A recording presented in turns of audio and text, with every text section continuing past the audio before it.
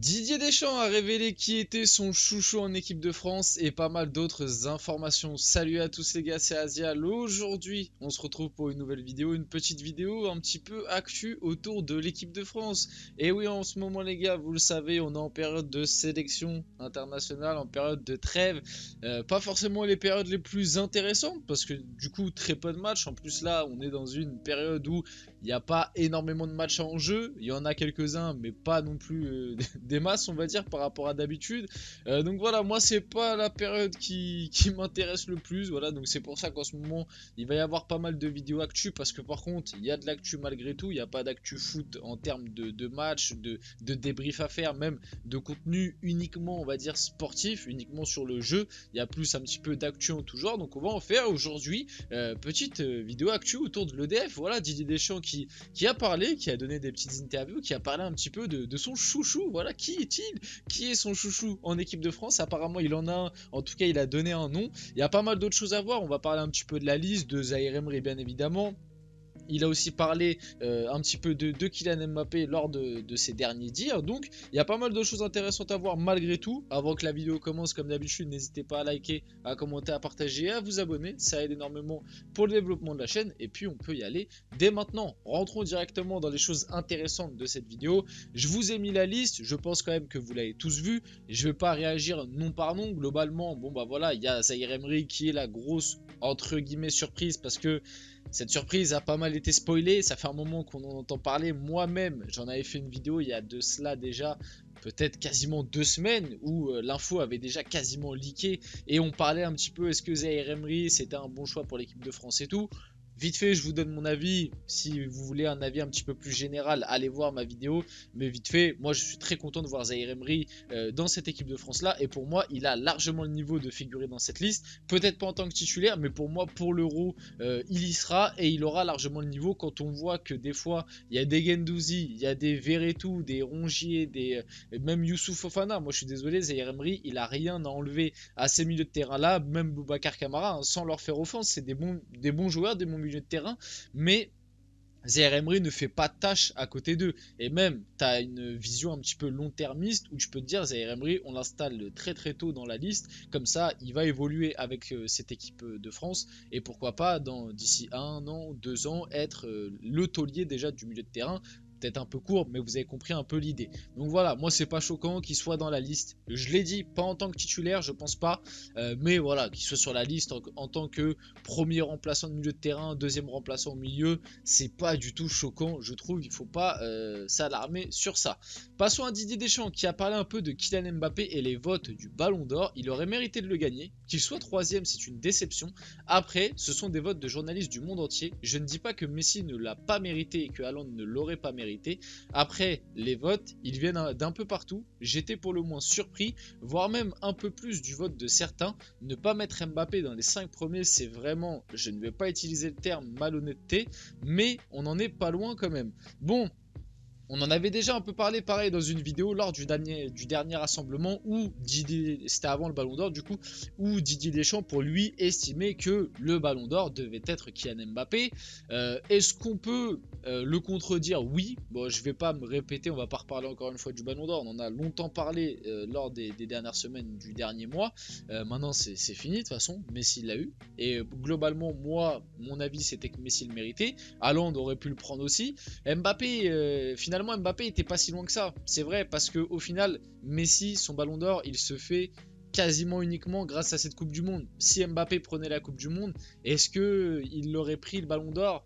Bizarrement, je pense que si Mbappé avait pris la Coupe du Monde, le ballon d'or il aurait été donné à Haaland. Je sais pas pourquoi, mais c'est ce que moi en tout cas je prédis.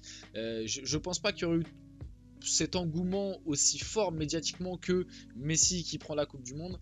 Mais voilà, au final, pour moi, Mbappé mérite sa troisième place. Pardon. Je le voyais pas plus haut, donc je comprends pas que Deschamps estime que ce soit une déception.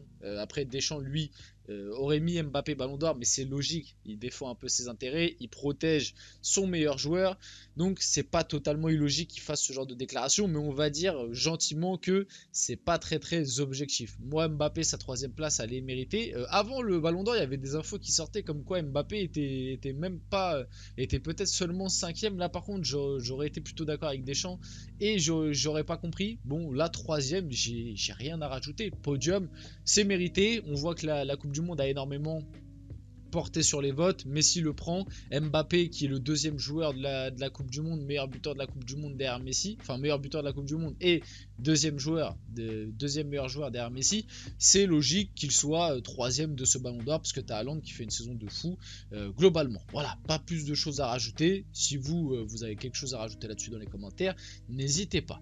On passe à quelque chose, le chouchou de Didier Deschamps, la chose que vous ne lui avez jamais dite à Antoine Griezmann. Didier Deschamps répond que c'était mon chouchou, au cas où il ne le savait pas. Tu es quand même un peu mon chouchou, Antoine. C'est marrant que Didier Deschamps réagisse là-dessus. Bon, on le savait depuis pas mal de temps que, en vrai, Didier Deschamps, bah après c'est logique, au bout d'un moment, t'as des liés, enfin des amitiés, j'ai envie de dire, des préférences qui se créent au fur et à mesure du temps. Didier Deschamps, Antoine Griezmann, quand même, ça fait depuis 2015. C'est que voilà, les deux sont là, sont ensemble en équipe de France. Voilà, des petites amitiés comme ça, c'est pas totalement dérangeant. Faut juste que ce soit bien géré à l'avenir, c'est-à-dire qu'un jour, quand Griezmann n'aura plus le niveau équipe de France, ce qui en ce moment n'est absolument pas le cas, c'est sûrement à l'heure actuelle l'un des joueurs les plus en forme français, peut-être avec Mbappé encore, même peut-être plus qu'Mbappé à l'heure actuelle. Il est vraiment dans une forme étincelante, Griezmann, donc voilà. Et puis voilà, faudra juste gérer tranquillement la fin. Enfin, peut-être que Didier Deschamps partira avant Griezmann, ça se trouve, on sait jamais. Peut-être que si l'euro est loupé, on sait pas. Enfin bref, voilà.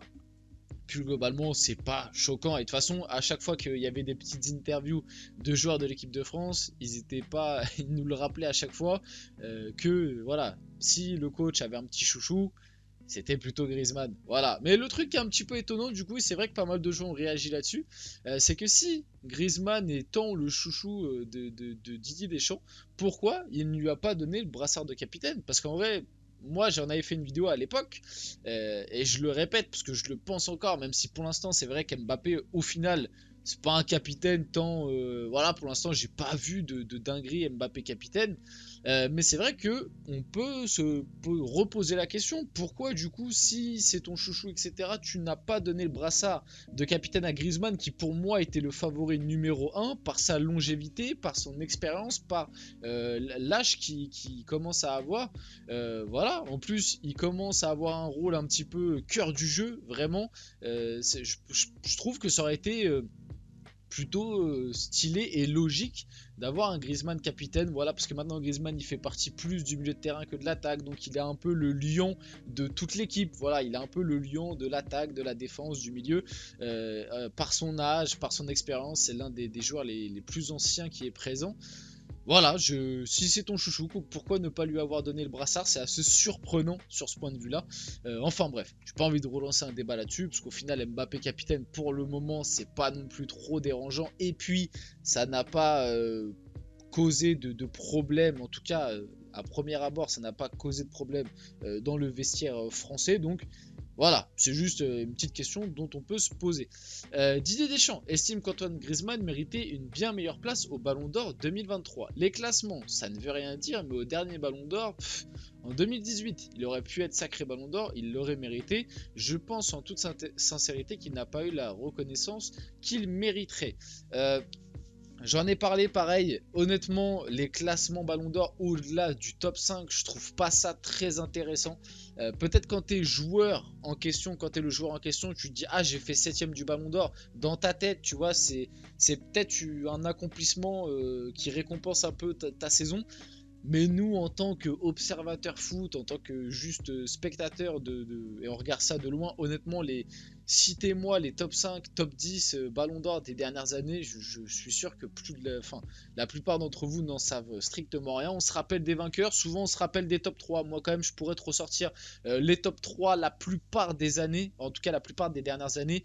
peut-être certains top 5, mais après pour moi au-delà du top 5, ça équivaut à quasiment rien. Et de toute façon au-delà du top 5, c'est des mecs qui ont reçu globalement très très peu de votes, soyons honnêtes. Donc bon, c'est vrai que Griezmann, 21ème, quand tu vois que la Coupe du Monde a une grande importance dans les votes, que Griezmann était sûrement l'un des meilleurs joueurs de cette Coupe du Monde, le voir 21ème, et surtout que pareil, hein, sa deuxième partie de saison avec l'Atlético, il a été étincelant. À 21ème, c'est vrai que c'est dur. Moi honnêtement, je l'aurais mis top 15, mais bon, voilà, tu vois, après, honnêtement, ça joue à pas grand chose, et c'est pas ça qui va non plus changer. De toute façon, Griezmann ne méritait pas le ballon d'or, donc bon, même un top 10, je suis pas sûr. Donc bon, voilà, ça change pas grand chose. C'est vrai qu'il aurait mérité mieux, mais voilà, ça sert à rien de reparler de ça. En 2018, il aurait pu être sacré. Il faisait partie de la course. Après, pour moi, en 2018, le ballon d'or de Modric, c'est pas volé. CR7, pour moi, pouvait le prendre aussi en 2018, assez largement, parce qu'il fait une saison de malade mental. Certains Français pouvaient aussi se battre, hein, Griezmann, même pourquoi pas Mbappé, même s'il était encore très jeune, et Raphaël Varane, bien évidemment. Mais après, que Modric l'ait pris, c'est pas, pour moi, c'est pas dérangeant. Honnêtement, j'en suis pas choqué. Je sais que ça choque certains.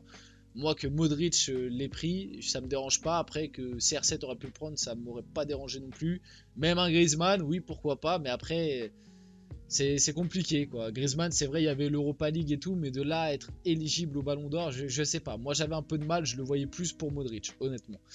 Didier Deschamps sur Antoine Griezmann, je sais ce que je lui dois et ce qu'il a fait sur le terrain pour cette équipe de France. Personne n'est irremplaçable, mais lui fait en sorte de l'être au fil des années. Ça rajoute un petit peu à la performance. Antoine Griezmann, je crois que c'est 65 matchs maintenant, quelque chose comme ça, d'affilée avec l'équipe de France, je sais plus. Quelque chose comme ça, on en avait parlé dans un débrief, mais ouais, stat légendaire, le gars est toujours là et Didier Deschamps continue à donner de l'amour à Antoine Griezmann, ce qui en vrai lui rend bien sur le terrain. Didier Deschamps sur un retour d'N'Golo Kanté en équipe de France. Je me laisse le temps, je ne sais pas quelle situation je vais avoir au mois de mai quand il faudra faire la liste pour l'Euro. Je le considère toujours sélectionnable. Donc pour Didier Deschamps, Kanté est toujours sélectionnable malgré son exil du côté de l'Arabie Saoudite entre guillemets. Bon voilà, intéressant, pourquoi pas, ça se trouve on va avoir le retour d'N'Golo pour l'Euro. Je le verrai peut-être pas en tant que titulaire, mais un N'Golo sur le banc avec son XP pour rentrer à la place d'un Tchouaméni, un truc comme ça pourrait être intéressant honnêtement. Ça pourrait être très intéressant. À voir ce qui va se passer. Donc Warren Zaïre-Emery arrivé à Clairefontaine pour sa première convocation avec les A. Il portera le numéro 8 avec l'équipe de France. Voilà, un petit maillot WZ2, pardon, Warren Zaïre-Emery numéro 8, ça a de la gueule. Honnêtement, ça a de la gueule. On peut chauffer. On peut chauffer. Non mais ouais, plus sérieusement, très content encore une fois pour lui qui soit là et ça fait plaisir. Et pour finir vite fait la vidéo, c'est la dernière info. Axel Disasi est appelé en équipe de France. Il remplace Ibrahima Konaté. C'est pas le seul gars qui remplace quelqu'un d'autre. On en parlera dans une prochaine vidéo, le Kakamavinga. Bref, on finit la vidéo là-dessus. J'espère qu'elle vous a plu. C'est le cas, n'hésitez pas à la liker, à commenter, à partager, à vous abonner. Les gars, c'était Azial. Et on se retrouve très rapidement pour une prochaine vidéo.